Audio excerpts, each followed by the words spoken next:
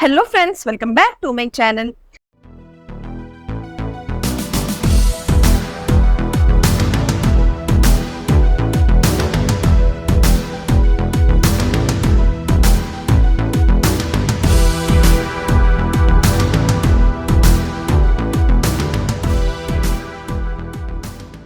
Part 44 के starting में दिखाया जाता है कि जहाँ पर डॉक्टर क्वान और फा बैठकर के एंगेजमेंट सेरेमनी का डिस्कस कर रहे होते हैं, तभी वहाँ पर डैनियल भी आता है। तो डैनियल को देखकर फा और भी ज्यादा सैड हो जाती है। यहाँ पर डॉक्टर क्वान डैनियल को बोलती है, फा यहाँ पर हमारे इवेंट के लिए कुछ थीम लेकर के आई है, तो तुम एक बार देख लो और तुम्हें जो भी पसंद है तुम फा को बता दो। और फा डैनियल को ही देखने में लगी रहती है। उसके बाद तभी यहाँ पर डॉक्टर क्वान बोलती है कि डैनियल को तुम दिखाओ जो भी तुम्हारा थीम है। उसके बाद फा थीम के बारे में डैनियल को बताने लगती है। उसके बाद हमें सीन में दिखाया जाता है कि फा यहाँ पर जाने लगती है और रो रही होती है। तभी वहाँ पर डॉक्टर क्वान आती है और बोलती है, बस इतना सा ही अभी हुआ और तुम रोने लग गई। तो फा बोलती है, मैं अंदर से बहुत ज्यादा टूटी हुई हूँ और बहुत सैड भी हूँ, तुम मुझसे और क्या चाहती हो।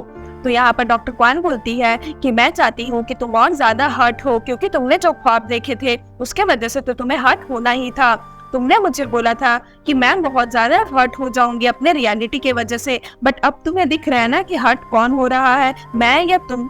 यहाँ पर फा बोलती है, ठीक है मैं मानती हूँ कि मैं हर्ट हूँ, मैंने ये एडमिट भी किया है, मैं सब कुछ एडमिट करती हूँ, आप प्लीज मुझे परेशान करना बंद कर दो। तो डॉक्टर क्वान बोलती है, तुम अपने पैरों पे झुको और मुझसे माफी मांगो, उसके बाद मैं तुम्हें परेशान करना बंद कर दूंगी। तो फा बोलती है कि मुझे अभी से ही डैनियल पर दया आ रही है कि उसकी शादी तुम्हारी जैसी लड़की से हो रही है जो मेंटली एक पागल है। तो ये सुन के डॉक्टर क्वान गुस्सा हो जाती है और उसका हाथ पकड़कर उसे घसीटने लगती है। यहाँ पर अपना हाथ छुड़ाने की कोशिश करती है और बोलती है कि मुझे जाने दो। तो यहाँ पर डॉक्टर क्वान बोलती है, अच्छा तुम मुझे मारने वाली हो तो ठीक है मारो ना। तो यहाँ पर फा बोलती है कि भले ही मैं तुम्हारे जैसे इतनी अमीर नहीं हूँ, ना ही मेरा एक अमीर फैमिली में जन्म हुआ है, बट मेरे मॉम डैड ने कभी भी इस तरह की नीच हरकतें करना कभी नहीं सिखाया है। और फिर फा बोलती है कि मुझे जाने दो। तो डॉक्टर क्वान उसे नहीं जाने देती और उसका हाथ जोर से पकड़ लेती है। तभी यहाँ पर डैनियल उन लोग दोनों को ऐसे लड़ते हुए देख लेता है। तो डॉक्टर क्वान और जानबूझ के डैनियल को दिखाने के लिए नाटक करती है जैसे फा ने उसे मारा हो, और खुद से वो नीचे गिर जाती है और बोलती है कि फा तुम ये क्या कर रही हो, मैंने तुम्हारे साथ ऐसा क्या कर दिया, करके वो ड्रामा करने लगती है। तभी वहाँ पर डैनियल आता है और डैनियल फा के ऊपर चिल्लाने लगता है। फा रोने लगती है और ज्यादा सैड हो जाती है कि डैनियल डॉक्टर क्वान की बातों पे बिलीव कर रहा है, उसकी बातों पे नहीं। उसके बाद हमें सीन में दिखाया जाता है कि यहाँ पर डॉक्टर क्वान बोलती है डैनियल को कि मैं तो फा से बहुत अच्छे से बात कर रही थी, बट पता नहीं उसे क्या हो गया, वो अचानक से मेरे ऊपर गुस्सा हो गई और मुझे मारने लगी। तो डैनियल बोलता है कि डॉक्टर क्वान अगर तुम नहीं चाहती कि हमारा शादी कैंसिल हो तो मैं तुमसे बेग करता हूँ कि फा को हमारे बीच में लाना बंद करो, क्योंकि डैनियल को बिलीव रहता है कि फा ने ऐसा कुछ किया ही नहीं होगा। उसके बाद हमें सीन में दिखाया जाता है कि यहाँ पर चेन बायो डैनियल को बोलता है कि बॉस अगर आप इतने हर्ट और इतना ज्यादा सैड हो फा को इस तरह से देख करके, तो आप ऐसा क्यों कर रहे हो, आप डॉक्टर क्वान से क्यों शादी कर रहे हो। यहाँ पर डैनियल बोलता है कि फा ज्यादा दिन तक सैड नहीं रहेगी, वो रिकवर हो जाएगी, बट अगर उसने मेरे साथ अपनी लाइफ चूज कर ली तो फिर वो जिंदगी भर सैड रहेगी, इससे अच्छा है वो अभी थोड़ा सा सैड रह ले। उसके बाद हमें सीन में दिखाया जाता है कि यहाँ पर डैनियल का एंगेजमेंट का दिन आ जाता है, जहाँ पर सारे गेस्ट आने शुरू हो जाते हैं और यहाँ पर फा अपने रूम में रहती है और सैड होकर के सोई रहती है। तभी फा की मॉम आती है उसे उठाने के लिए और बोलती है कि चलो डैड की रेस्टोरेंट में हेल्प करो, आज तो तुम्हारी छुट्टी है ना। तो फा बोलती है कि मॉम मुझे ऐसे ही सोने दो, मैं नहीं उठूंगी, क्योंकि अगर मैं उठती हूँ तो मुझे फिर से बहुत ज्यादा रोना आ जाएगा, इसलिए आप चली जाओ, मुझे ऐसे ही अकेला छोड़ दो। तो यहाँ पर फा की मॉम बोलती है कि तुम रियलिटी से भाग नहीं सकती, तुम्हें रियलिटी को फेस करना ही पड़ेगा और तुम्हें इससे फाइट करना पड़ेगा। उसके बाद हमें सीन में दिखाया जाता है कि यहाँ पर फा अपने डैड के रेस्टोरेंट में उनका हेल्प कर रही होती है।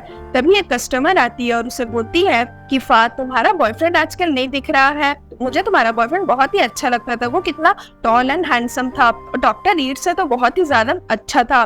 तो फा बोलती है कि वो मेरा बॉयफ्रेंड नहीं था, वो मेरा बॉस था। तो यहाँ पर वो कस्टमर बोलती है, अरे तो तुमने तो बहुत बड़ा जैकपॉट मिस कर दिया। उसके बाद हमें सीन में दिखाया जाता है यहाँ पर डैनियल सोचता है कि वो फा को एक बार कॉल कर ले, और इधर फा भी सोच रही होती है कि वो एक बार डैनियल को कॉल कर ले। उसके बाद वो डैनियल को कॉल करती है, तभी डैनियल फा का कॉल उठाता है।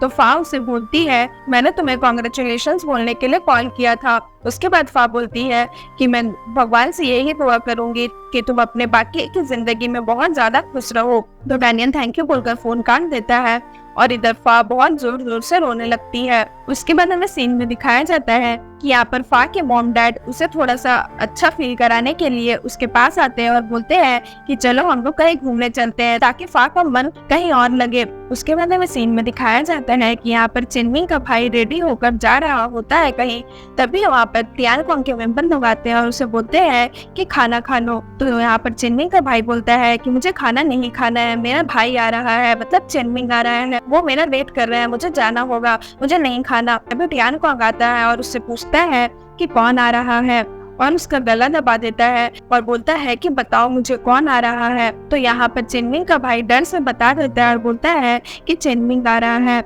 तो टियानकोंग बोलता है कि तुम्हें किसने बताया कि चिनमिंग आ रहा है। तो यहाँ पर चिनमिंग का भाई डर से बता देता है कि बुटान ने मुझे बोला था। तो टियानकोंग समझ जाता है कि फा मिलने आई थी चिनमिंग के भाई से, क्योंकि उस दिन जो ड्राइंग पेपर चिनमिंग के भाई के हाथ में था फटा हुआ, वो भी कहाँ से आया, वो यही सोच रहा था। तो उसको सब कुछ समझ में आ जाता है कि फा ही आई थी। उसके बाद हमें सीन में दिखाया जाता है अपने सारे गुंडों को लेकर के फा के घर पहुंचता है। यहाँ पर फा पूछती है टियानकोंग से कि क्या हुआ, तुम यहाँ क्यों आए हो। टियानकोंग बोलता है कि मैं तुम्हें कुछ लौटाने के लिए आया हूँ, जो तुम चिनमिंग के भाई के रूम पर छोड़ कर गई थी। और फिर वो उसे वो ड्राइंग का फटा हुआ पेपर दिखाता है और उससे पूछता है कि बताओ ये ड्राइंग के पेपर का टुकड़ा चिनमिंग के भाई के रूम पर क्या कर रहा था। फा बोलती है कि चिनमिंग ने मेरे लिए ड्राइंग बनाया था जब वो गायब हुआ था उससे कुछ दिन पहले। यहाँ पर टियानकोंग बोलता है फा को, मुझे बताओ चिनमिंग कहाँ पर है। तो फा बोलती है कि मुझे नहीं पता, और वो भागने लगती है। टियानकोंग के सारे मेंबर पकड़ लेते हैं और टियानकोंग बोलता है कि इसे जाने मत देना जब तक ये नहीं बताए चिनमिंग कहाँ पर है, और इसे ले जाओ। तभी वहाँ पर फा के मॉम डैड भी आते हैं फा को बचाने के लिए। तो टियानकोंग का मेंबर लोग उसके मॉम डैड को भी मारने लगता है। यहाँ पर फा के डैड बोलते हैं कि मेरी बेटी को परेशान करना बंद करो, बट तभी टियानकोंग का मेंबर उसके डैड को फिर से मारने लगता है। तो यहाँ पर फा अपने डैड को बचाने के लिए चिल्लाने लगती है कि प्लीज उन्हें हर्ट मत करो। तो यहाँ पर टियानकोंग बोलता है फा को कि अगर तुम नहीं चाहती हो कि तुम्हारे मॉम डैड को कुछ भी हो तो तुम जल्दी से बताओ चिनमिंग कहाँ पर है। और यहाँ पर टियानकोंग का मेंबर चाकू से उसके डैड को मारने ही जाता है, और टियानकोंग बोलता है अगर तुम नहीं बताओगी तो मैं अभी तुम्हारे डैड को मार दूंगा। तो फा बोलती है कि प्लीज उन्हें मत मारो, रुक जाओ, मैं तुम्हें बताती हूँ चिनमिंग कहाँ पर है। उसके बाद यहाँ पर फा को टियानकोंग और उसके गुंडे लोग चिनमिंग जहाँ पर है उसके लोकेशन पर ले जा रहे होते हैं, और इधर डैनियल अपने एंगेजमेंट के लिए रेडी हो रहा होता है। तभी फा यहाँ पर चुपके से डैनियल को कॉल लगाती है। तो यहाँ पर चिन बायो देखने जाता है कि किसका कॉल आ रहा है। तो यहाँ पर चिन बायो बोलता है डैनियल को कि बॉस फा कॉल कर रही है, आप प्लीज ये फोन उठा लीजिए, क्या पता उससे कुछ बोलना हो आपसे। तो डैनियल बोलता है कि मैं ऑलरेडी उससे बात कर चुका हूँ, तुम फोन काट दो। तभी यहाँ पर चिन बायो वापस से कॉल करता है फा को। तो फा का फोन रिंग हो जाता है, जिससे टियानकोंग और उसके मेंबर को पता चल जाता है।